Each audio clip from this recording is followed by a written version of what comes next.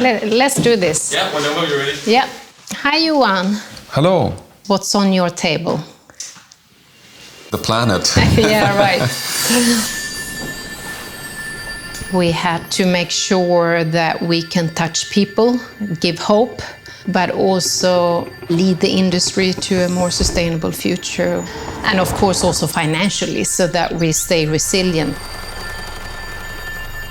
Whether we like it or not, we have to admit that now we're forced as scientists to pose the question, are we at risk of destabilizing the planet?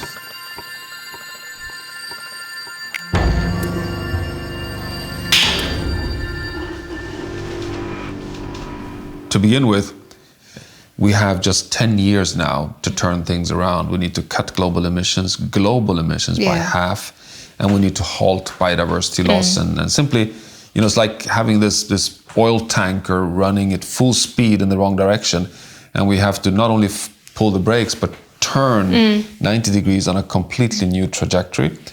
And now is the time to recognize that there's no longer enough to do some little corporate social responsibility here, or have some environmental projects here, or feel good that we have some positive success on the margins. Now is the time to go big, because now is the time to become fully sustainable. And that's where I think that for a company like H&M, because you're such a big player globally, I mean, you have so many ripple effects just by your presence. The circular model, I think, is quite frankly is the future. Yeah. From essentially all sectors actually, but certainly for the textile industry, not only because it's the only way to align with the stability of the planet, but also because I foresee that will be the only way to make money. I mean, to really make net income. We have also found that when setting our own targets, like on climate, for example, 2040, it should be climate positive.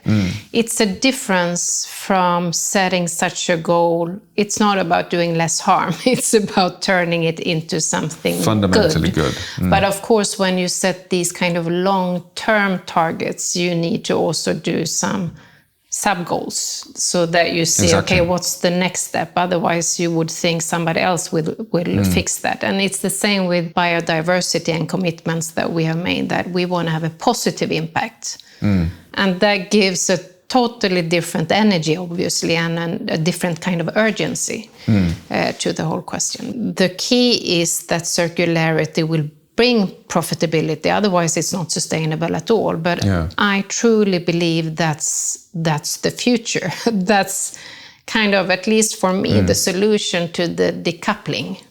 No, it's not only the solution. It's on the long term. It's a necessity for the decoupling. And the drama is that we've been, for so long, allowed ourselves to do the completely wrong thing. I mean, to have these linear production models where we just exploit for free, add value, sure, make profit, sure, have economic growth, sure, but then create waste, which then pollutes and creates problems downstream. And this linear model in all sectors need to be broken, simply because we're hitting the limits of the capacity of the planet.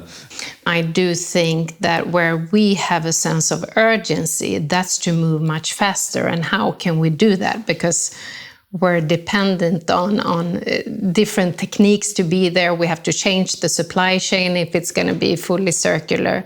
So there's a lot more to do, where I think the pace that we've had in the past cannot be the pace that we have in the future. No. We can't really wait for everybody's awareness, because it's so much more urgency in this question. So how can we be part of influencing customer behaviors, which is also responsibility or an opportunity, whatever way you see it, that we have because of our size? We need to define growth in a way that internalizes all the natural capital. Let's not focus on gross national product or kind of the gross growth. Let's focus on the net income that we make. You know that better than anyone in the business world, that the net income, you of course have your income or your profit and deduct all the costs. But in those costs, you have to include all the natural capital as well. All the resources that you're taking out from the biosphere has to be valued in a way that gives you a better sense of where you are in terms of true net profit.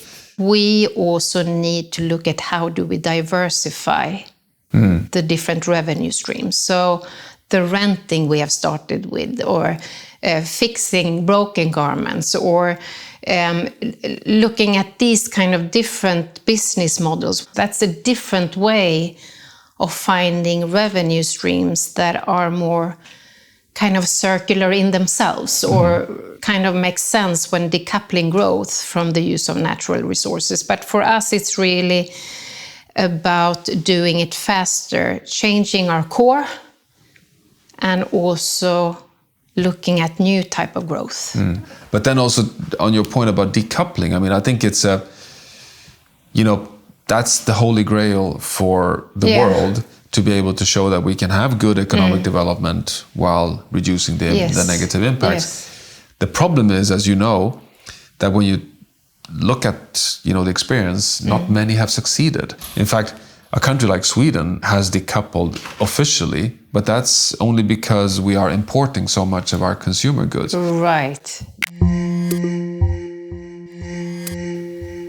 With the COVID-19 crisis, this is the moment to fully integrate health, sustainability with the social justice side.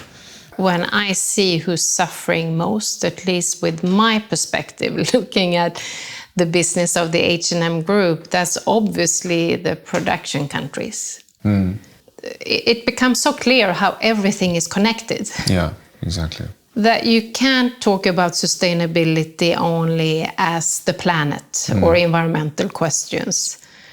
What can be our role in a situation like this? When we close, demand goes down, they get out of job, they have limited social security.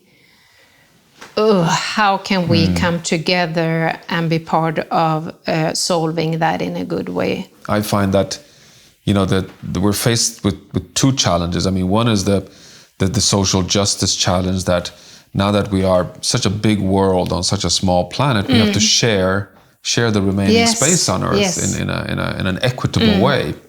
Where, of course, fundamentally, it's about how much atmosphere can we consume, how much fresh water, how much. I mean, that's one justice. But you're right that the other one is really.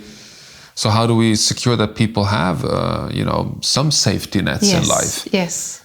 And what's so important for us is that we are seen as a company that walk the talk.